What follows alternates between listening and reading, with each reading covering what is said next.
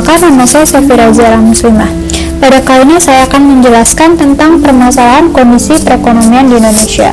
Tugas ini ditujukan untuk pemenuhan tugas besar 2 pada mata kuliah perekonomian Indonesia. Oke, kita langsung bahas saja. Pertama, kita akan mengetahui mengenai konsep dan tujuan dari kebijakan pemerintah mengenai otonomi daerah sebagai salah satu percepatan pembangunan di Indonesia. Sebelumnya kita harus mengetahui terlebih dahulu nih, apa itu otonomi daerah ya.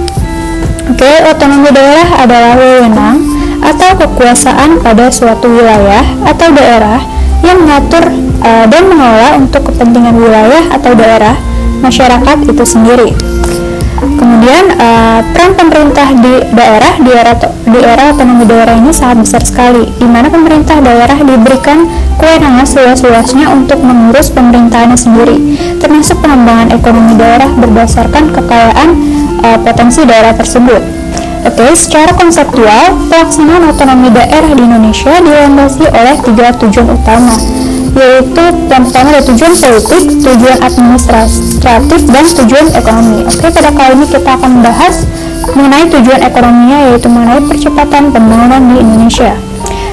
Dalam konsep otonomi daerah, pemerintah di suatu daerah itu memiliki peranan yang penting dalam peningkatan kualitas dan mempercepat pembangunan di daerahnya masing-masing.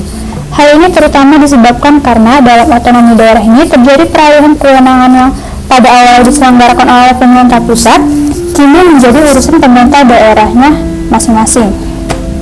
Kemudian tujuan dari kebijakan pemerintah mengenai otonomi daerah adalah untuk mewujudkan peningkatan indeks pengembangan manusia sebagai indikator peningkatan kesejahteraan masyarakat di Indonesia. Dan dengan adanya kebijakan pemerintah mengenai otonomi daerah ini, maka pembangunan di daerah tersebut akan maju, berkembang dalam pembangunan daerah, adanya peningkatan pelayanan dan kesejahteraan. Dan di samping itu juga ada permasalahan yang timbul dari otonomi daerah ini, yaitu pertama mulai dari tidak terkoordinasinya antara pusat dan daerah, masalah birokrasi daerah, pemekaran daerah, masalah peraturan daerah, perencanaan daerah, keuangan daerah, hingga permasalahan pelayanan publik. Oke, kemudian saya akan mengambil contohnya mengenai permasalahan yang timbul akibat dari otonomi daerah ini. Saya mengambil sumber data ini dari Jurnal Ilmu Administrasi dengan judul Pengaruh Otonomi Daerah Terhadap Percepatan Pembangunan Infrastruktur di Kabupaten Golang, Mongondo Utara. Untuk menghadapi era globalisasi yang bergulir begitu cepat, yaitu sebagai proses dinamika masyarakat dunia yang semakin berhubungan satu sama lainnya, maka Kabupaten Golang, Mongondo Utara juga melaksanakan otonomi daerah yang luas, nyata, dan bertanggung jawab. Kebijakan pemerintah dalam melakukan percepatan infrastruktur akan berkontribusi terhadap implementasi program kegiatan pembangunan di era otonomi daerah. Ketika kebijakan yang diambil oleh pemerintah di Kabupaten Golang, Mongondo Utara ini kurang tepat, maka akan dirasa sulit dalam mengatasi percepatan pembangunan infrastruktur. Oke, permasalahan timbul ini adalah yang pertama, sumber daya manusia yang mempunyai pengaruh signifikan terhadap percepatan infrastruktur. Peningkatan kualitas dan kuantitas sumber daya manusia akan memberikan percepatan pada pembangunan, terutama pembangunan infrastruktur. Terdapat pengaruh signifikan sumber daya manusia terhadap percepatan infrastruktur. Bila makin tinggi sumber daya manusia, maka percepatan pembangunan juga akan semakin baik, akan lebih baik. Yang kedua, ada sumber finansial atau dana yang berpengaruh signifikan terhadap percepatan infrastruktur, sehingga makin meningkat sumber dananya, sehingga percepatan pembangunan akan semakin baik juga. Sumber finansial atau dana aparatur sangat berpengaruh pada pelaksanaan program dan kegiatan infrastruktur di Kabupaten Golang, Mongondo Utara. Yang ketiga, ada kebijakan pembangunan berpengaruh signifikan terhadap percepatan infrastruktur.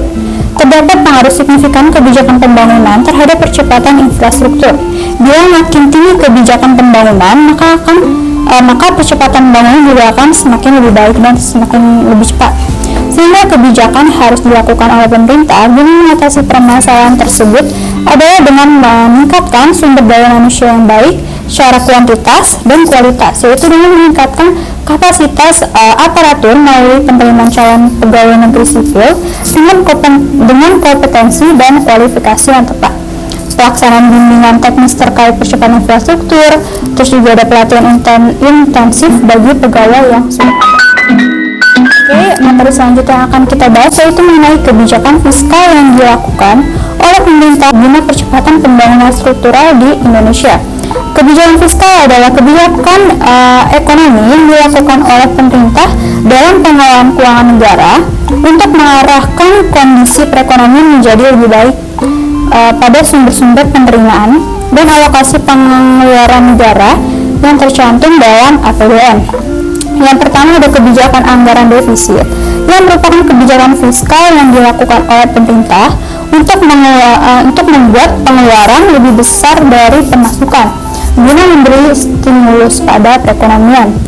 Dalam hal ini peningkatan pengeluaran yaitu pembelian atas barang dan jasa. Peningkatan pembelian atau belanja berdampak terhadap peningkatan pendapatan nasional.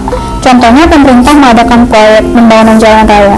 Dalam proyek ini, pemerintah membutuhkan buruh dan pekerja lainnya untuk menyelesaikannya. Dengan kata lain, proyek ini menyerap sumber daya manusia sebagai tenaga kerja. Yang kedua itu ada anggaran surplus atau kebijakan fiskal kontraktif, yang merupakan kebijakan pemerintah untuk membuat pemasukannya itu lebih besar dari pengeluarannya. Jadi semakin baik infrastruktur suatu negara, maka akan membuat iklim investasi itu semakin baik. Karena semua investasi harus didukung dengan ketersediaan infrastruktur yang baik.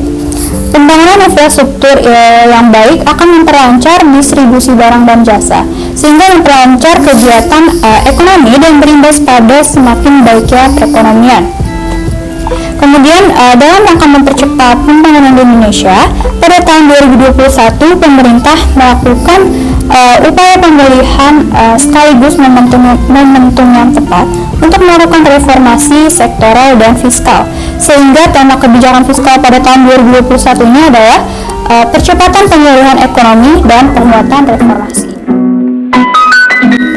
Yang kita akan bahas yaitu mengenai hubungan kebijakan percepatan pembangunan tersebut dalam mengatasi globalisasi ekonomi. Globalisasi ekonomi telah menimbulkan tantangan baru bagi ekonomi nasional, yaitu semakin kuatnya kompetisi, integrasi keuangan global, dan percepatan pembangunan. Globalisasi ekonomi ini tidak dapat kita cegah. Kompetisi akan semakin ketat. Semua itu memberi peluang sekaligus tantangan bagi negara kita, negara Indonesia. Hal ini berkaitan dengan kebijakan fiskal mengenai percepatan pembangunan Indonesia yang sudah kita bahas tadi. Dan dalam menghadapi globalisasi ekonomi, kebijakan percepatan pembangunan tersebut dapat memajukan proses pembangunan. Karena itu, strategi pembangunan itu memiliki dua komponen, yaitu pertama tujuan, itu pembangunan, dan alat berupa strategi. Dan dalam menghadapi perkembangan globalisasi ekonomi, kebijakan percepatan pembangunan harus tetap mengutamakan kepentingan ekonomi nasional. Percepatan pembangunan juga harus dikelola secara hati-hati, disiplin, dan bertanggung jawab dalam rangka menghadapi ketidakpastian yang meningkat akibat proses globalisasi ini. Sehingga dapat saya simpulkan bahwa kebijakan percepatan pembangunan ini merupakan suatu upaya atau sebuah perencanaan pembangunan khususnya di negara kita, negara Indonesia, yang akan menjadi stimulan dalam proses pembangunan tersebut. Di samping itu akan lebih menjamin tercapai keseimbangan di tingkat makroekonomi negara juga. Dan selanjutnya kita akan bahas tentang tantangan dan hambatan di masa yang akan datang serta solusinya apa aja sih. Oke, yang pertama kita akan bahas tentang tantangan Indonesia di masa yang akan datang, yaitu berupa pembangunan sektor infrastruktur yang menjadi fondasi dari pembangunan ekonomi Indonesia di masa yang akan datang. Sehingga tantangan dalam membangun infrastruktur Indonesia menjadi sangat besar, mengingat celah yang lebar antara kondisi yang ada dan kebutuhan yang harus dipenuhi. Dan menurut saya pemerintah harus segera mungkin membangun jalan tol atau jalan kereta api ke pelabuhan dan memperluas kapasitas pelabuhan seperti Tanjung Priok, Tanjung Perak, dan lainnya, yang selama ini menjadi pintu keluar masuk barang dalam beberapa tahun ke depan. Dan yang kedua, kita akan bahas tentang hambatan Indonesia di masa yang akan datang. Infrastruktur yang kurang maksimal Indonesia menjadi salah satu faktor hambatan yang akan memperlambat gerak laju ekspor berbagai produk. Akibatnya, kepercayaan permintaan luar negeri terhadap produk kita mengalami penurunan. Masalah infrastruktur merupakan pekerjaan rumah untuk pemerintah yang harus diselesaikan sesegera mungkin. Sehingga sebagai sumber daya manusia yang berada di dalam persaingan global saat ini, solusi dari saya untuk menyelesaikan tantangan dan mengatasi hambatan tersebut adalah mengenai kunci keberhasilan dalam percepatan pembangunan, yaitu tentang pembagian kewenangan dan tanggung jawab itu harus jelas antara pemerintah pusat dan pemerintah daerah.